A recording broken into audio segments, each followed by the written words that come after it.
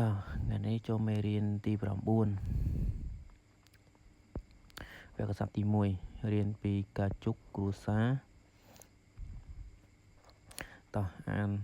ទាំងអស់គ្នាឥឡូវខ្ញុំអានឲ្យអ្នកទាំងអស់គ្នាហើយចាំកត់ទៅហើយថាអានថាម៉េចកុំឲ្យអ្នកទាំងអស់គ្នាពិបាកថាអានបញ្ចេញសំឡេងយ៉ាងម៉េចតើការជុកគ្រួសារការជុកគ្រួសារអ៊ីតាមានអបតាអត់មានម៉ាន់ថាច្រើនសាដារស់នៅហារ៉ាផជីជីតាហាល់ម៉ូនីជីដូនអាផជីឪពុកអម៉ូនីម្ដាយ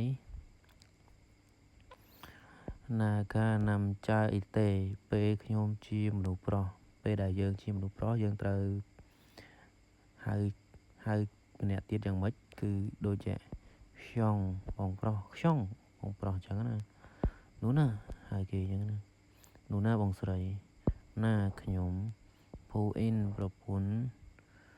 យកដងសេងពូនស្រីណាំដងសេងពូនប្រុសណាកាយកចាអ៊ីលតេពេលខ្ញុំជាមនុស្សស្រីនេះពេលយើងជាមនុស្សស្រីយើងចង់សួរទៅនរណាម្នាក់អូប៉ាអូប៉ាបងប្រុសអូនីបងស្រីណាខ្ញុំណាំខ្យងប្តីយកដងសេងពូនស្រីណាំដងសេងពូនប្រុសប្អូនប្រុសធឺលកូនប្រុសតាល់កូនស្រី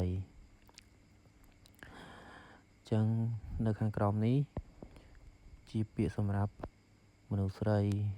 និយាយនៅខាងលើសម្រាប់មនុស្សប្រុសនិយាយទៅសួរនរណាម្នាក់តើវេយ្យាករណ៍នេះគឺសំខាន់មែនតើវេយ្យាករណ៍នេះហាកូនេះភាគច្រើនគេប្រើយើងតែងតែជួបជាញឹកញាប់ចឹងយើងត្រូវចាំមកហាកូមុនពពវេយ្យាករណ៍ទី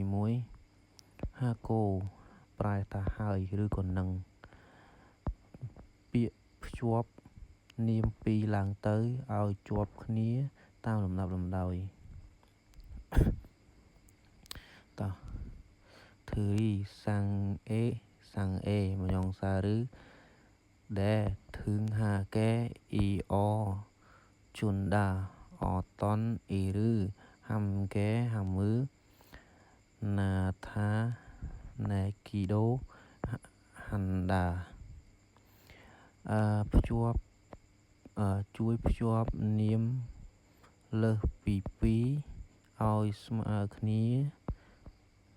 ក៏ធ្វើការបង្ហាញនៅសកម្មភាពធ្វើការការងារអ្វីមួយជាមួយគ្នាផងដែរអញ្ចឹងបកបែបហ្នឹងឧទាហរណ៍ទី1ចាំមើលឧទាហរណ៍គេប្រើហាកូនឹងយ៉ាងម៉េចឧទាហរណ៍គេសួរថាការជូគីមញ៉ាត់មញងអ៊ីអេយ៉ូតើមានគ្រួសារប៉ុន្មាននាក់យើងឆ្លើយថាណែមញងអ៊ីអេយ៉ូណែហាកូនេះហាកូគេដាក់កដាលឃើញណាណែហាកូតារីអ៊ីតសយ៉ូគឺ3នាក់មានប្រពន្ធហើយនឹងកូនស្រីហើយយើងមើលទៀតឧទាហរណ៍ទី2ធុងសេងអ៊ីអ៊ីតសយ៉ូគេសួរថាតើមានប្អូនទេយើងឆ្លើយថាណែឈរនឿនធុងសេងអ៊ីម៉ាន់ណាយ៉ូបាទឬក៏ចាស់ប្អូនខ្ញុំច្រើនទី3ឧទាហរណ៍ទី3ហ៊ុនចាសារ៉ាយ៉ូយើងគេសួរតើរស់នៅម្នាក់ឯងមែនទេយើងឆ្លើយថាឧទាហរណ៍នឹងយើងឆ្លើយថាអាណេយ៉ូខ្យងហាកូកាធីសារ៉ាយ៉ូបាទមិនមែនទេអាណេយ៉ូទេរស់នៅជាមួយនឹងបងប្រុសបាទអ្វីខ្ញុំអានអស់ហើយក៏ឧទាហរណ៍អស់ហើយយើងទៅចូលទន្ទិញពាក្យហាកូជាមួយនឹងពាក្យខាងលើហ្នឹងឲ្យច្បាស់ ទើបយើងអាចទៅរួចរៀនទៅមុខទៀតទៅរួចយើងរៀនពាក្យសិនថ្ងៃណាមួយយើងនឹងចូលទៅវីដេអូដែលយើងបង្រៀនអំពី voice call រៀបបែករៀនពីវិញ្ញាសាមានតែប៉ុណ្្នឹងទេ